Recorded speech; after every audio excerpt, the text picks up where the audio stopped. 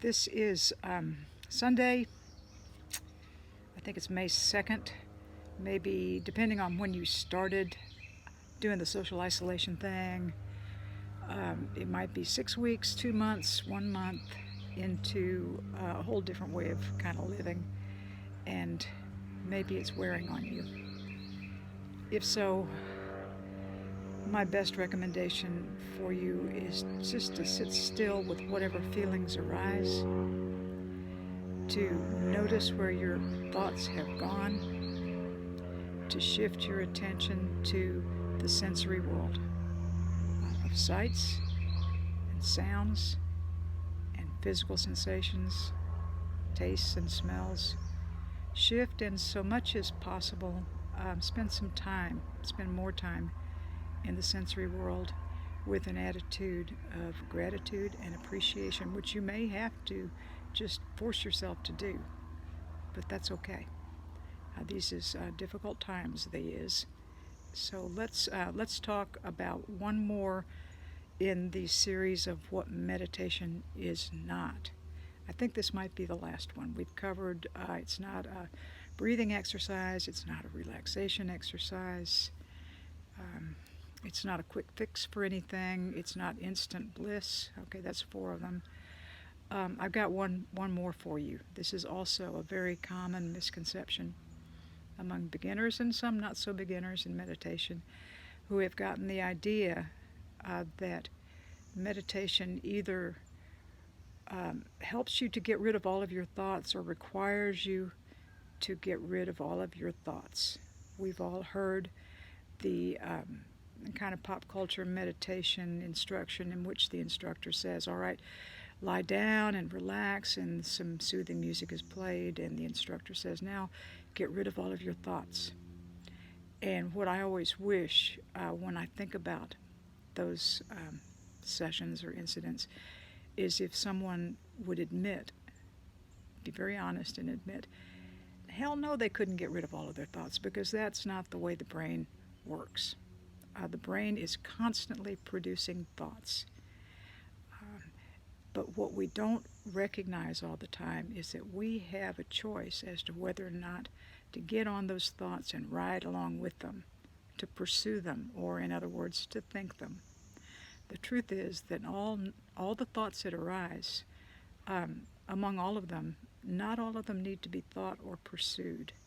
I liken them, as many do, to the experience of sitting by a stream. Okay, that's a good one. And watching leaves and sticks going downstream as you watch the surface of the stream. You don't run to the edge of the water and grab each stick or leaf as it goes by, all right? You let them go. You watch them as they go by, and you recognize that more will come, and you keep your attention there, and it's a pretty nice feeling to do that. Similarly with clouds in the sky, right? You don't demand that they stay the same. You don't dwell on them. You don't have a long analysis in your mind about what clouds are made of and how they clump up and the different kinds of clouds. That's what we call discursive thinking, or in a less technical term, thinking about. Okay? Thoughts will arise, but they don't necessarily have to be thought. Okay? We don't have to think every thought that comes along. And the act of being in a state where we are thinking and shifting attention here and yon to every thought that arises, that's called autopilot, right? That's called, or the default mode.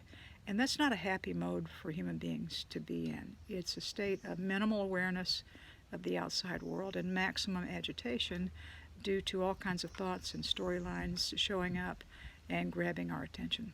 So in meditation, what we do is we work to stabilize, to teach ourselves to stabilize our attention on the physical sensation of our breathing. As we do so, we will notice, it will be impossible not to notice, that all kinds of thoughts will arise, and they will feel very compelling. Things about yesterday, things about tomorrow, things I should have said yesterday instead of what I did say, things about what I absolutely must do tomorrow, and my feeling of horror that I have to do whatever that small task might be. That's the way the brain is made. And the short answer as to why it's made that way, it's made that way to protect us. So we need to be more cognizant of dangerous things, our own failures, our future planning, in order to navigate life more safely. But the brain has a way of overdoing that, and you can certainly afford to sit in meditation for 5 or 10 or 20 minutes or longer, keeping your attention on the sensations of breathing and allowing the turmoil that all of that churning of thoughts gives rise to us. And we get a taste of calm, a taste of equanimity. We get a taste of being still in the midst of the present moment. And as we proceed in doing this, we begin to find that feels good. We begin to find that we can notice more quickly when it is we become absorbed in thought or hijacked by thoughts, and gently detach from whatever that brilliant thought might have been. I assure you it'll come back if it needs to, and replace our attention on the sensations of breathing. And you will find as you do this, and if you allow this to happen, the sensations of breathing are very pleasant. It actually feels good to breathe, which makes all kinds of sense because it's saving our breath on every in-breath and out-breath. But because we do it so many thousands of times a day, we don't notice that.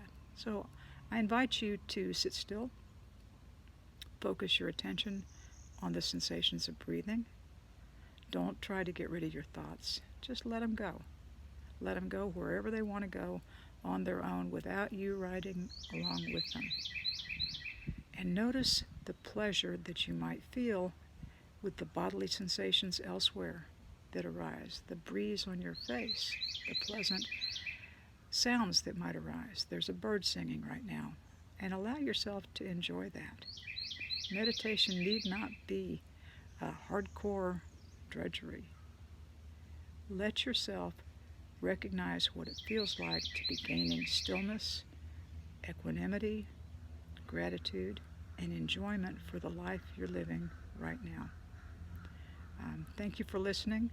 Please leave comments. I would love to hear from people, even if it's pointing out something that I said that was egregiously wrong. Any kind of comments are welcome. And I hope you have a lovely day. Take good care of yourselves and your loved ones, and stay in touch with everyone, with the earth, with your own life, and be mindful. Thank you.